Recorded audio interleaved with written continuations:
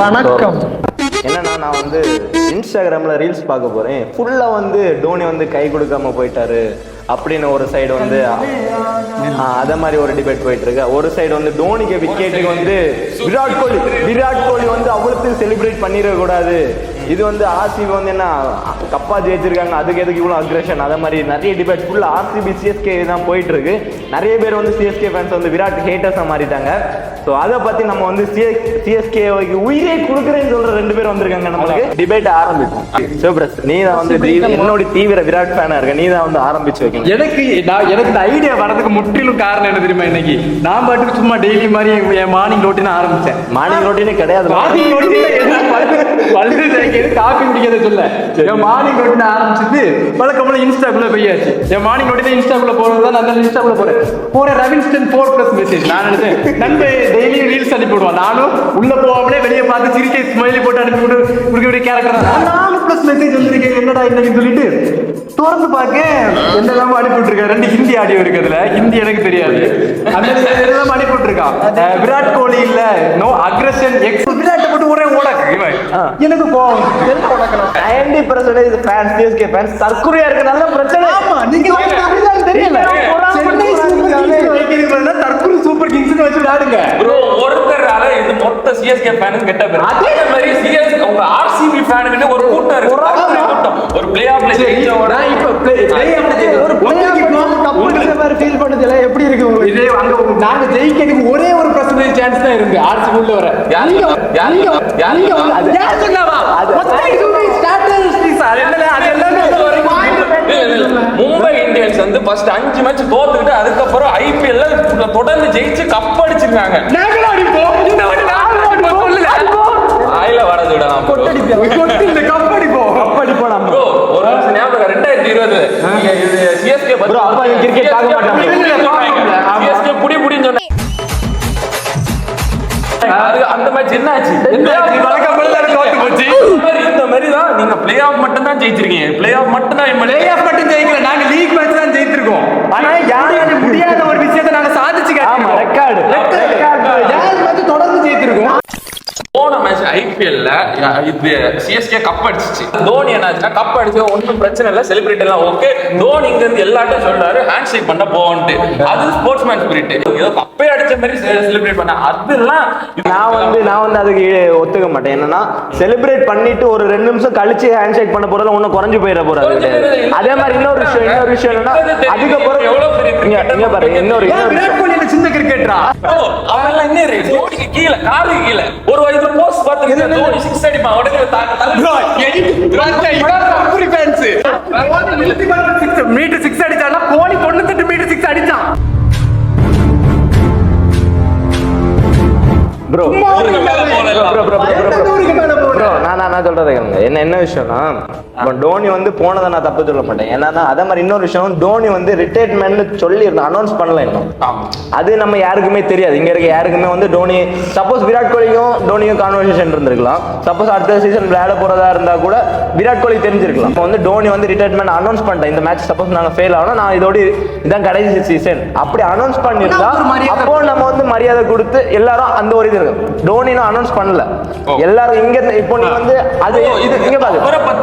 இல்ல அது அதுக்கப்புறம் டோனிக்கு மட்டும் தான் ஹேண்ட் ஷேக் பண்ணல, அதுக்கப்புறம் எல்லா பிளேயர்ஸும் ஹேண்ட் ஷேக் பண்ண தான் செய்தாங்க. அது எப்போ நீங்க பண்ணீங்க ப்ரோ? நீங்க பாருங்க. இல்ல என்ன வெயிட் பண்ணு. என்ன விஷயம்னா சின்ன தம்பி ஒரு டீம் வந்து ஜெயிக்கவே முடியாத இருக்க சிச்சுவேஷன்ல இருந்து ஒரு டீம் வந்து உள்ளாடி வந்திருக்கு. இதே மாதிரி ஒரு டைம் வந்து ஒரு டீம் வந்து கப்பே அடிச்சுக்காது.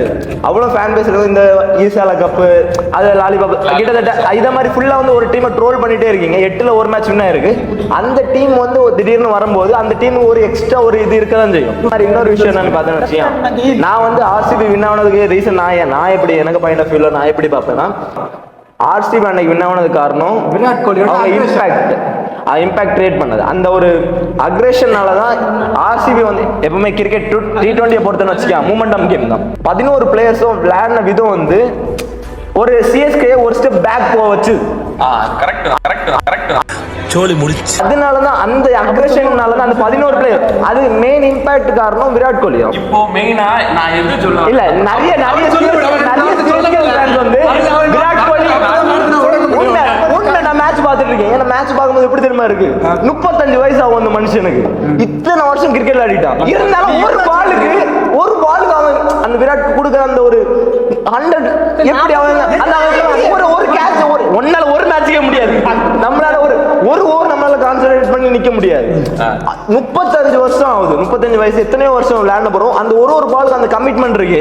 எனக்கு அந்த மேட்சை பார்த்தோன்னே எனக்கு எப்படி தெரியுமா, நம்மளாம் எங்கே சாவ போலாம், என்ன ஒரு 10 நிமிஷம் வீடு ஒரு ரீல்ஸ் எடுக்கிற ஒரு அரை மணிக்கூர் ஆகுமா, 1 மணிக்கூர் ஆகுமா, 1 மணிக்கூர் இருந்து ஒர்க் போட்டு நம்ம ஏதோ செலிபிரிட்டின்னு நினைச்சிட்டு இருக்கோம். அந்த ஒரு கமிட்மெண்ட் எனக்கு அப்படி தோணும். மேட்ச் முடிஞ்சு 2 நாள் கழிச்சு சோசியல் மீடியால பாக்கி என்ன ஆட்டிடியூடு, இது என்ன ஆட்டிடியூடு, அட மந்த புத்திகளா ஆட்டிடியூட் எல்லாம் இருக்கலாம். ஆனா ஒருத்தனை இல்ல விராட் சொல்ல விட இல்ல ஆலி ரூசோ கூட இப்படி சுடும்போது எல்லாரும் என்ஜாய் பண்ணிட்டு இருந்தாங்க. இவன் தோனி கூட பண்ண உடனே மட்டும் சண்டை வரானு. இல்ல இப்போ கேகேஆர்ல ஹர்ஷித் ராணான்னு ஒருத்தன் வந்து ஃப்ளைங் கிஸ் கொடுத்தான் மயங்க் அகர்வாலுக்கு, அவனை ஒரு மேட்ச் பேன் பண்ணான். அப்படி இல்ல தோனி ஆர்ஆர் ஸ்டேடியம்ல இறங்கி வந்தால அவனே பேன் பண்ணல. அது ஒரு கெத்து.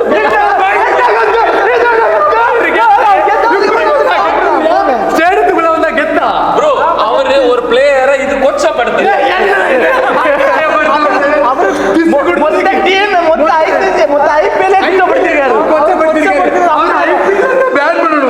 அப்ப இதுக்குள்ள இறங்கி வந்தாரு ஆர்ஆர் மேட்ச்ல உள்ள இருக்க வேண்டியதானே மாப்ள. அது வந்து ஒரு திறமை. அந்த ஸ்டேடியம் வந்த உடனே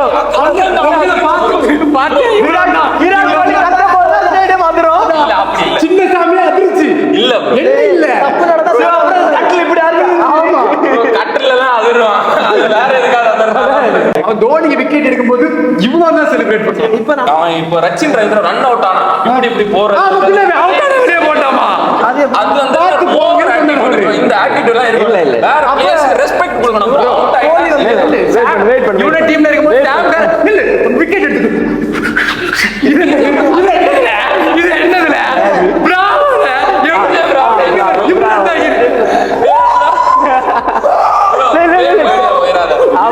ஆமா இப்படி பண்ண மட்டும் நல்லா இருந்தா அது வந்து செலிப்ரேஷன் வேற. இது கொச்சப்படுத்துதான் ப்ரோ. போட்டு அவுட் ஆகி கஷ்டப்பட்டு போவானா, இவன் ஜாலியா டான்ஸ் ஆடுவானா. என்ன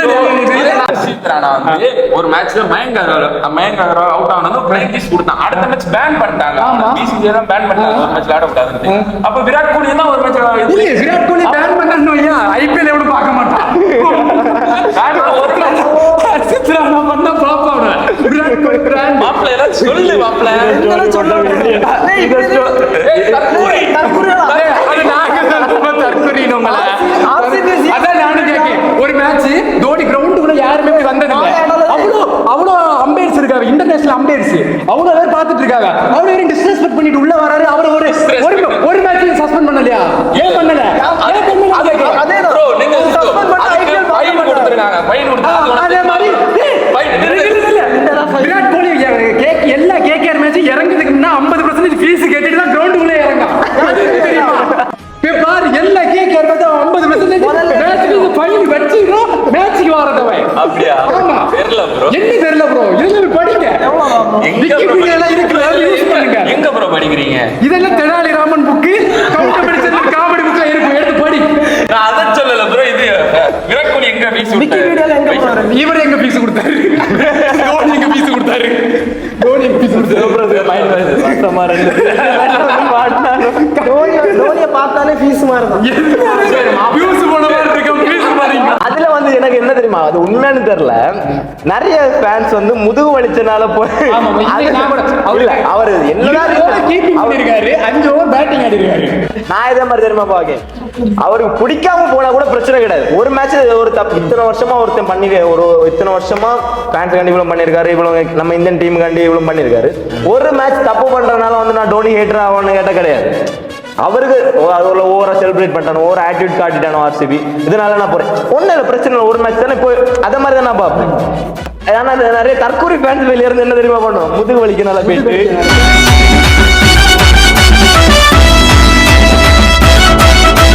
ஃபர்ஸ்ட் ஹாஃப்ல 7 மேட்ச்ல 6 மேட்ச் நாங்க தோத்துருக்கோம், ஒரு மேட்ச் ஜெயிச்சிருக்கோம், 5 மேட்ச் அந்த மனுஷன் இருந்து அழுதான். அப்ப நீங்க சும்மா அழுதா ஃபீல் பண்ணிட்டு தான் இருந்தான், ஒண்ணுமே நடக்கல ஃபீல் பண்ணிட்டு தான் இருந்தான். அப்ப அவ்வளவு சோகமா இருந்தான். அடுத்து ஜெயித்தான் தொடர்ந்து எல்லா மேட்சும் ஜெயித்தான்.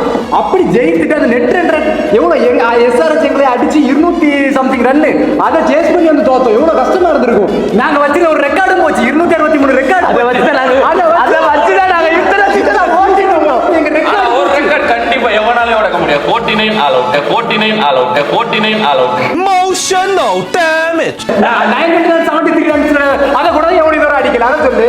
யார்? ஓ விராட் கோலி. விராட் கோலி எல்லாம் சூப்பர் பிளேயர். விராட் கோலி எல்லாம் சூப்பர் பிளேயர். அப்படி சொல்லு. உமன்ஸ் டீம் உண்டு, சிஎஸ்கேக்கு உமன்ஸ் டீம் கிடையாது. வந்திருந்தா ஈஸியா கப் அடிச்சிருப்பாங்க. பிரித்தி மந்தா அந்த ஆஸ்திரேலியா பிளேயர் அதான்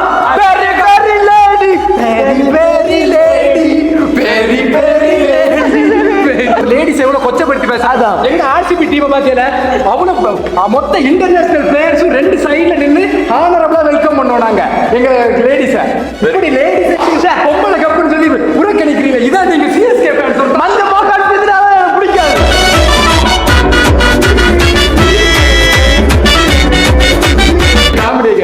ரோஹித் சர்மா வீட்டுல ஆர்சிபி ஃபேனோட எத்தி சாடிட்டானா.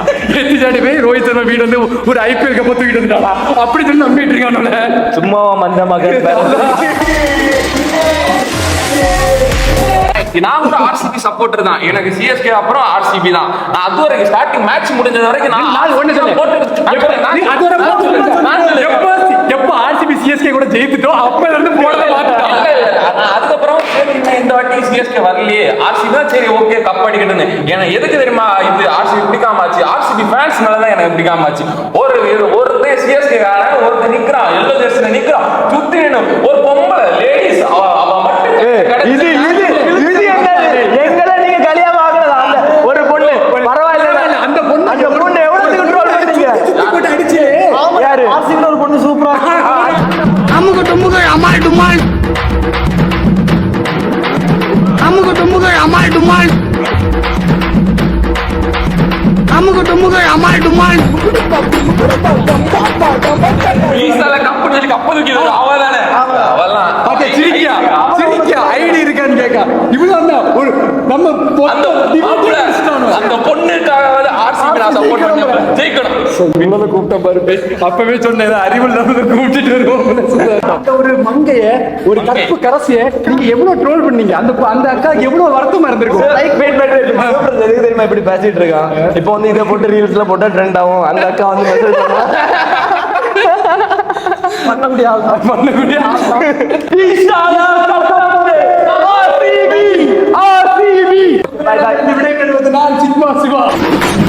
அமுக டுமுக அமால் டுமால்.